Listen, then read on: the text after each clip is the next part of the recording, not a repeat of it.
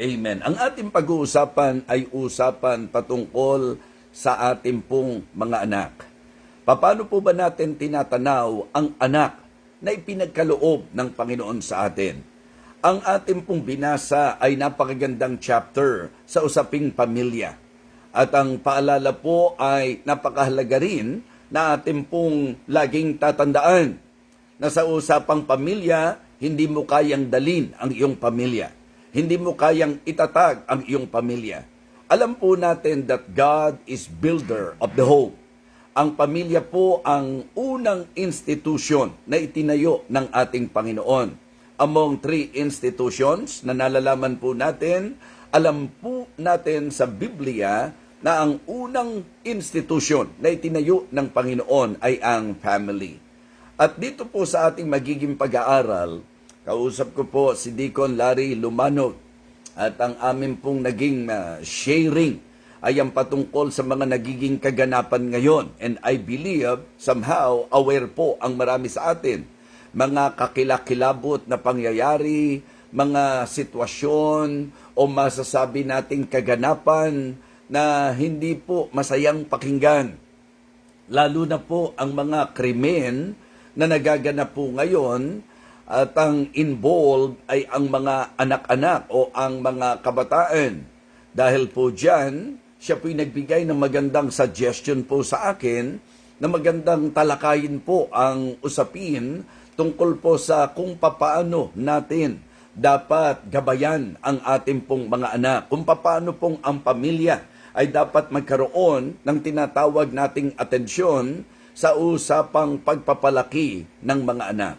So kaya pakinggan po nating mabuti ito. I believe, alam niyo po yan, yung mga naging kaganapan itong mga nakaraang panahon, barilan, saksakan, at kung ano-ano pa po na nakakakilabot, na mga bagay na hindi natin ma-imagine, mga kapatid. Sabi nga, kung ang pag-uusapan, yung mga nagiging kaganapan sa mundong ito, makakapil pa ba tayo ng safety, mga kapatid?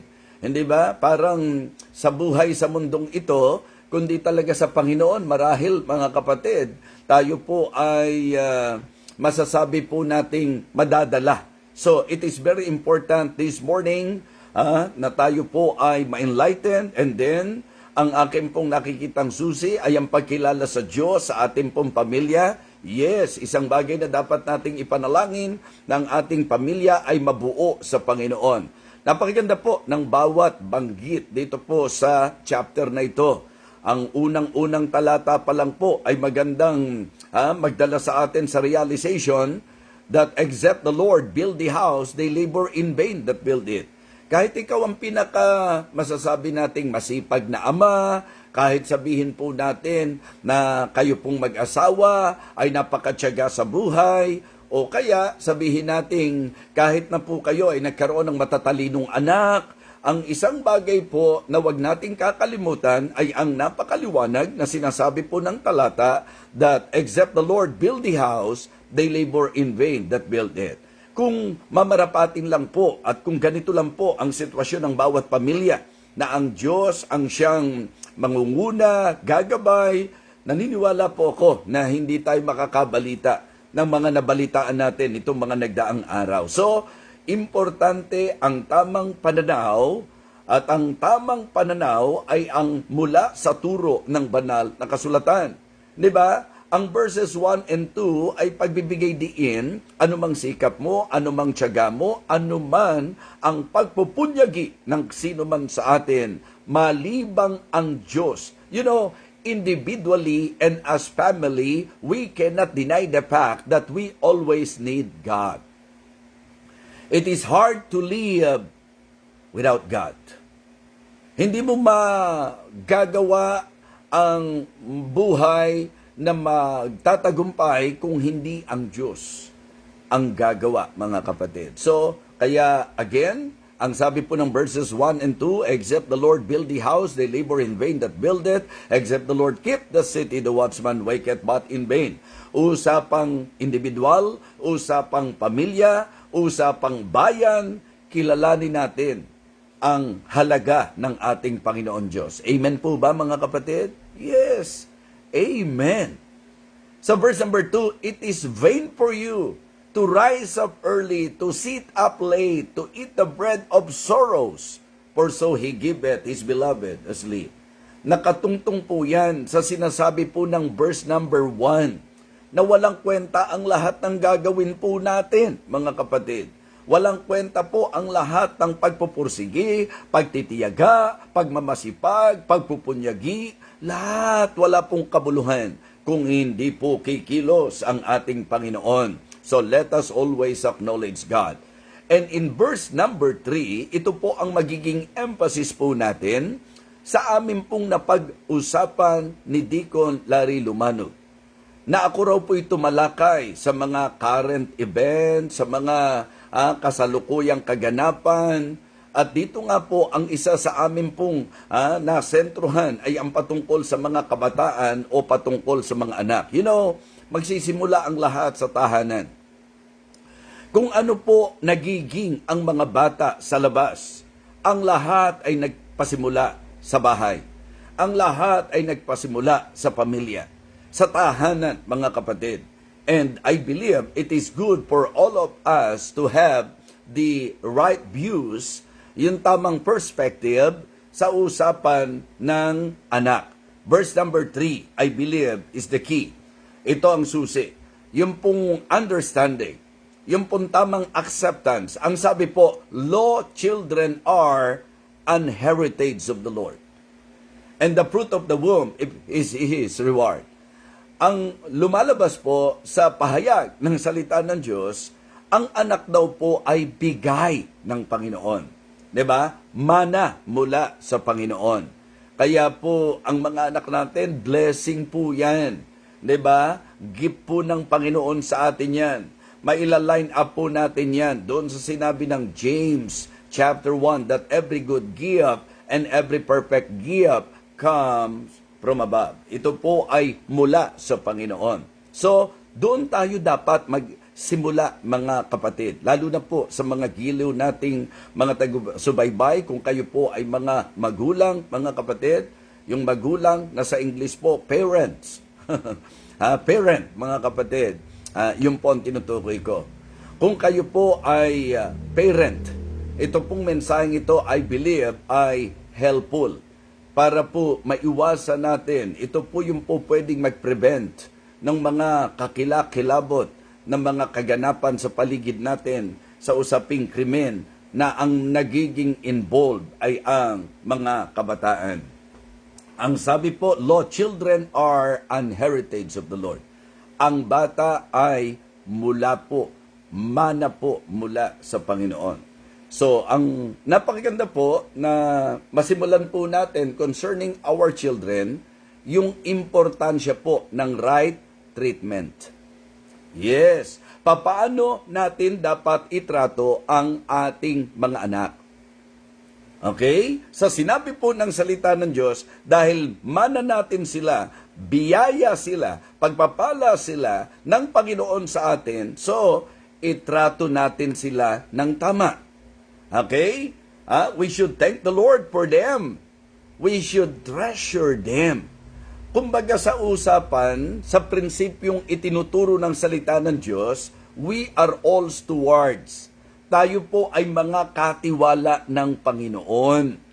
Kaya mga kapatid, ang ating pong pananaw sa katotohanan ng turo ng Bible na ang anak ay biyaya, pagpapala at mana na mula sa Panginoon, siyempre po, paano natin dapat itrato ang nagmula sa Panginoon? Paano natin dapat itrato ang mga bagay na ipinagkatiwala sa atin ng Panginoon? So, right treatment, I believe, is very important. Let us thank the Lord for them. Pasalamatan natin ang Panginoon. Huwag nating itatrato o imamaltrato ang ating pong mga anak. So, siyempre po, kung ano ang magiging turing mo sa ibinigay, yun po'y magdedetermine ng pagpapahalaga mo sa nagbigay. May mga magulang po kapag dumating ang anak at may mga hindi magandang kaganapan sa buhay, Pati yung batang walang kinalaman, idinadamay. Mula nung dumating ka sa buhay namin, mula nung ipinanganak ka, wala nang magandang nangyari sa buhay namin. Wala nang magandang nangyari sa pamilya namin. Para bang gustong sabihin, salot ka. Para kang hindi sa Diyos pagka ganun ang trato mo sa anak na ibinigay ng Panginoon sa iyo. Dahil ang sabi ng Bible, Lo, children are an heritage of the Lord. Yung itrato natin ng hindi tama ang anak natin. Minsan yan po ang problema. Yung maling pagtrato natin sa anak natin, po pwedeng yan po ay magdala sa kanila sa rebellion. Yan po ay po pwedeng magdala sa kanila sa maling values. Yan po ay po pwedeng mag-implant sa isip nila ng negatibong bagay. So doon tayo magsimula. Paano ba natin dapat itrato ang anak na ayon sa Biblia mula sa Panginoon, mana mula sa Panginoon? Make them feel that we are thankful to God sapagkat ibinigay sila sa atin. I-treasure po natin sila. Ang idea po nung ite-treasure, wag po nating hayaan na sila po ay mapabayaan. Huwag po nating hayaan na ang mga anak po natin ay matatapon at masasayang ang buhay. Kayamanan silang bigay ng Panginoon sa atin. We must be a good steward of our Lord sa anak na pinagkaloob sa atin. Paano ang tamang pagtrato sa ating pong anak? Hindi ho masamang disiplinahin ng anak, pero dapat tama ang disiplina. So dito ngayon papasok na sa usapang right treatment, dapat meron tayong right teaching and right training. Right teaching and right training. Hindi po pwedeng lumaki ang anak mo na gano'n na lang kaagad. Nagsimula po yan sa kung paano mo siya tinrato, kung paano mo siya tinuruan, kung paano po natin siya sinanay, mga kapatid. So kaya sa Biblia po, ang linaw ng sinasabi, train up a child in the way he should go, so that when he is old, he will not depart from it. So yung values, maganda, na ito po ay ating ituturo sa kanila. And you know what? Being a believer, it is actually a great advantage na tayo po ay believer, may Biblia po tayo na nagtuturo sa atin kung ano ang dapat itinuturo natin sa mga anak natin. Maganda bata pa lang sila, alam nila na maganda na naghahawak tayo ng Biblia. Mga kapatid, hindi naman po natin tinitingnan na evil ang cellphone o ang anumang mga gadget. Kaya lang batang-bata pa lang sila, sanay na silang humawak ng gadget. Ang tanong, sanay ba silang humawak ng Bible? Minsan batang-bata pa lang sila, sinanay na natin sa gadget, sinanay na natin sa budget, di ba? So, ibig sabihin, dinadaan po natin doon sa pagiging, alam niyo po, materialistiko yung ating pong mga anak. So, we better be careful, mga kapatid, and please learn from the scripture kung paano natin dapat tinitrain ang ating pong mga anak. Diba? Dalhin niyo po sa church. Hindi maganda na Kristiyano ka, yung anak mo ang ginagamit mong dahilan kung bakit hindi ka makakapunta sa church. Dapat po bata pa lang po yan. Diba? Kaya nakakatuwa eh. Actually po, isa-shoutout ko lang po si Topher, isa-shoutout ko lang po, ito pong si Kayna, na sa nakikita ko po, magandang ang exposure po nila sa church. Alam niyo po, may natural na kulit ang mga bata. Yung iba nga, ang tanda na makulit pa rin eh. May mga natural na kulit. Yung pong yung children's ministry ng Living Water, sina-shoutout ko kayo. Isa kayo sa blessing sa ating church. Ayan, mga bata pa lang yan, mga sinanay na, yung mga anak-anak ng miyembro. Naku, nakakatuwa po pag makikita nyo yung kung paano po sila nag-i-involve ng sarili nila. Again, let me emphasize to you, mga giliw na taga-subaybay, na ang anak po ninyo, hindi po nung lumaki, ganun na lang kaagad yon. Hindi po.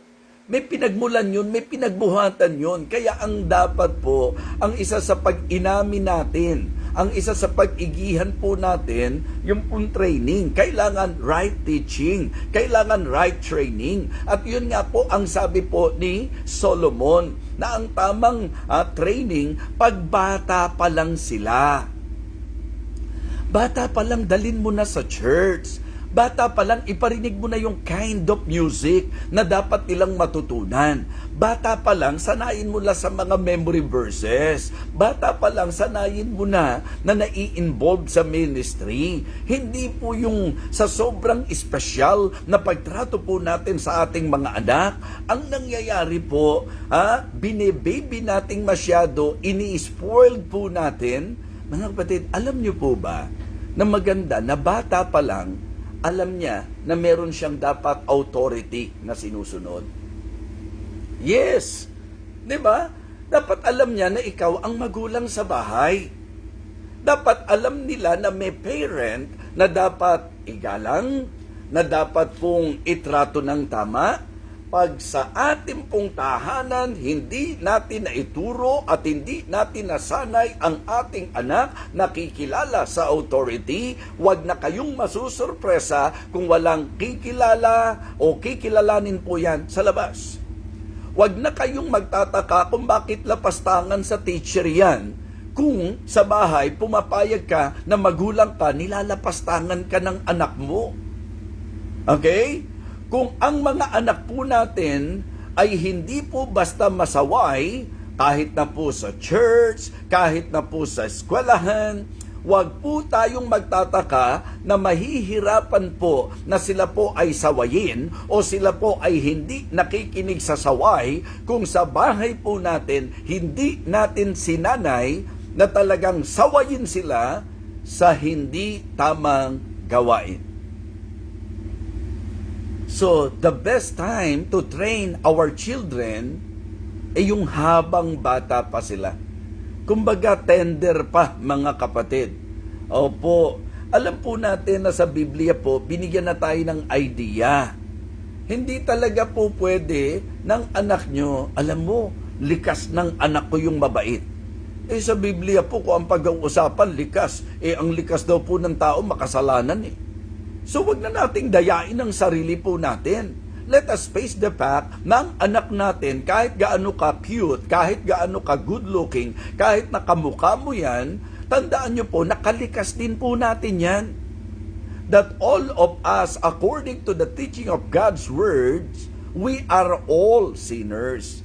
So, ang taglay po ng anak natin, sinful nature. That is the reason why it is an advantage na may magulang na kamumulatan po nila sa makadiyos na kaisipan, katuruan at paniniwala.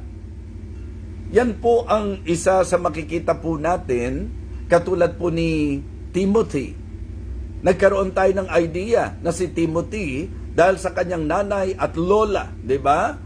Si Eunice at si Lois. Ang sabi nga po ni Apostol Pablo sa 2 Timothy chapter 3, di po ba? Sa verse number 15, and that from a child. And that from a child thou hast known the holy scriptures, which are able to make thee wise unto salvation through faith which is in Christ Jesus. Mga magulang, ang training ng mga bata, ang tamang training nila dapat sa bahay magsisimula. Wag nawa sanang napakatindi nating magreklamo sa mga teachers, binabayaran namin kayo, dapat inaalagaan nyo, dapat tinuturuan nyo ang anak ko. Diba? So, hindi po pwede. Dapat ikaw ang una na maging tagapagturo ng iyong anak. At ang kailangan po ng anak mo, right training. Ang kailangan po ng anak natin, right teaching. And then, sa usapan po ng right treatment, right teaching, right training, mahalaga po yung right target. Diba? So, pagka sinabi nating target, yung pupuntiryahin natin, yung tututukan natin, yung patatamaan natin. Diba? Ang gamit po ng salita sa verse number 4, as arrows are in the hand of a mighty man, so are children of the youth. Kung paano raw po yung, ano ba yun? Palaso ba yun? Palaso? Arrows? Okay? Okay. As arrows are in the hand of a mighty man. Ganun din daw po, mga kapatid. Yung mga anak-anak natin, ikaw ang magulang niyan eh.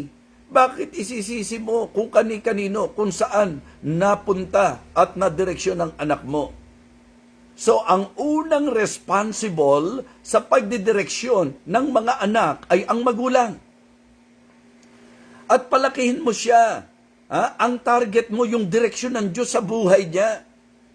Mga kapatid, mga minamahal, yun po ang napakalinaw na presentasyon ng salita ng Diyos. As arrows are in the hand of a mighty man, so are children of the youth. Kaya nga ang linaw ng banggit ko po, di po ba? Hindi lumaki ang anak mo na ganyan na kaagad. Hindi. Pinasimulan mo yan. Kaya nga ang napakalaking blessing, makita natin na yung anak mo, bata pa lang, alam na ang tungkol sa Diyos. Mahalaga na ang pagtrato niya sa mga bagay ng Diyos. Bakit? Kasi isa kang mabuting magulang na talagang inilagay siya sa kamay mo na para kang archer, di ba? Na talagang itinarget mo siya. Gusto ko ang anak ko pag Sunday, alam niya, papuntang church. Gusto ko ang anak ko paggising niya sa umaga, Biblia o panalangin. Gusto ko ang anak ko, di ba? Talagang matanaw niya yung halaga ng paglilingkod sa Panginoon. Yung katapatan sa Panginoon, yung pagbibigay, di ba? Hindi po Sa mundong ito, ang nakamulatan ng mga bata ay usok sa bahay dahil sa chain smoker na magulang. Okay? Nakakalungkot po na sa lakad ng mundong ito, ang talagang na-pick up ng bata at ang direksyon na kanyang tinungo ay ang sugalan. di ba? Ang kamunduhan, ang kalayawan, ang mga bisyo. Bakit? Kasi yun po ang naging exposure. Sa ganun po sila hinawakan ng kanilang magulang. di ba? Minsan yung anak pa ang inuutosang bumili ng sigarilyo, anak pa ang inuutosang bumili ng alak, anak pa ang inuutusan na talagang, di ba, runner kapag may sugal. Yung ganung klase ng exposure, ano pong magiging expectation po natin? Ano ang aasahan po natin if the exposure of our children is sa ganung klase ng environment? So it is very important for all the parents to really understand and realize the importance of having the right target for their children. So maganda po na ang maging target natin sa mga anak natin. Minsan susubukin ka niyan, yung gusto nila o yung gusto mo. Diba? So kaya po mga kapatid, yung mga nabalitaan po natin ngayon, sa isip-isip ko po, hindi naman pwedeng walang kinalaman ng pamilya doon. Hindi naman po pwedeng walang kinalaman ng mga magulang doon. Hindi po tayo para manisi ng kung sino-sino, pero pwede sigurong matuto po tayo, mga kapatid. Church, parents, hayaan nyo po na sa church, diba, yung mga anak po ninyo, talagang turuan ng mga teachers. Wag nawa mangyari na sa church, talagang kayo pa ang nagiging dahilan para yung anak natin maging pasaway. Maganda ang bili natin lagi sa anak. Anak kung paanong sumusunod ka sa amin, susunod ka sa mga teachers mo, tapos, sabi ko nga, eto naalala ko na naman, yung orientation po, kasi kahit nung unbeliever pa lang po kami, kaya mataas ang paggalang po namin, sa mga, lalo na sa nakatatanda sa amin, kasi nga, yun po ang aming nakamulatan sa mga magulang po namin. Diba? So halimbawa, may mga churches ngayon, during the time of BMO, kami po sa grupo po namin, sinanay po namin na yung mga bata nagmamano po sa mga pastor, diba? Bakit? Kasi yun po yung mga kultura natin na napakaganda. Hindi naman talaga totoo na pag nagmamano may galang. Pero aminin natin, sa kultura natin, ang pagmamano ay isang paraan ng paggalang. Ganon din po yung pamamaraan ng pakikipag-usap. Nakakakilabot makarinig ka na bata kung kausapin ang matatanda, parang magkaka-level po sila. Kaya dyan po pumapasok yung halaga nung pong natutunan kong tula nung bata pa lang po ako. Ang po at opo. Ang bilin sa akin ng ama't ina ko. Maging magagalangin, mangungupo ako kapag kinakausap ng lahat ng tao, sa lahat ng lugar, sa lahat ng dako. Kapag ang kausap ko ay matanda sa akin, na dapat kong igalang at dapat kong pupuin. Natutuwa ako na bigkas-bigkasin ang po at opo ng buong paggiliw. Bow! O nakita nyo? Kabisado ko pa hanggang ngayon, ha? Mga kapatid, simple thing, pero maganda pong pundasyon. Yung pangungupo pa lang, mga kapatid, yung pagmamano pa lang, yan po ang mga dapat maintindihan natin bilang mga magulang, lalo na po, Kristiyano po tayo. Kaya umaasa po ako na itatama po natin ang ating pananaw sa ating mga anak. Sila po ay mana mula sa Panginoon. Sila po'y biyaya at pagpapala ng Panginoon sa bawat isa po sa atin. Sila po ay nakalinya sa good and perfect gift from above. Kaya kinakailangan po na atin pong mabigyang pansin ang napakahalagang role natin. Mga kapatid, napakasarap isipin na kapag ka po ikaw ay may anak, nandito po ang mga tao na talagang pinupuri ka, tuwan-tuwa sa iyo dahil sa kung ano ang napakagandang nakikita nila sa anak mo. At napakasakit sa puso sa kabilang panig nito. Napakalungkot na kapag ka po ang mga tao sinusumpa at itinuturing na salot ang anak po natin. Malaki po ang kinalaman ng bawat isa sa magiging kahihinatnan at direksyon ng ating mga anak. Train up a child in the way he should go. Meron tayo dapat right target. Let the will of God, di ba? Yun po ang dapat manaig sa buhay ng ating mga anak. And let the word of God guide them through us. Law, children are an heritage of the Lord, and the fruit of the womb is His reward. Ngayong umagang ito, umaasa po ako, mga minamahal, na tayo po ay muling napaalalahanan at napagpala ng ating pong mensahe. Let us pray. Dakilang Diyos, aming Panginoon, thank you so much. We need this message. Alam po namin na isa ito sa magiging solusyon sa problema ng aming lipunan. Pag ang bawat pamilya, lalo na po ang bawat magulang, ay makikita ang kahalagahan. Yung magkakaroon po ng tamang pananaw ng anak ay mana mula sa iyo, pagpapala mula sa iyo. Kaya mahalaga po na mai-apply po namin ang amin pong natutunan. Right treatment, right teaching, right training, and right target. Lord, I pray that you will continue to bless this ministry at maging ang lahat ng taga-subaybay ng ministeryong ito. Salamat po, aming Ama. Ito po ang aking panalangin sa pangalan po ng aming Panginoong Jesus. Amen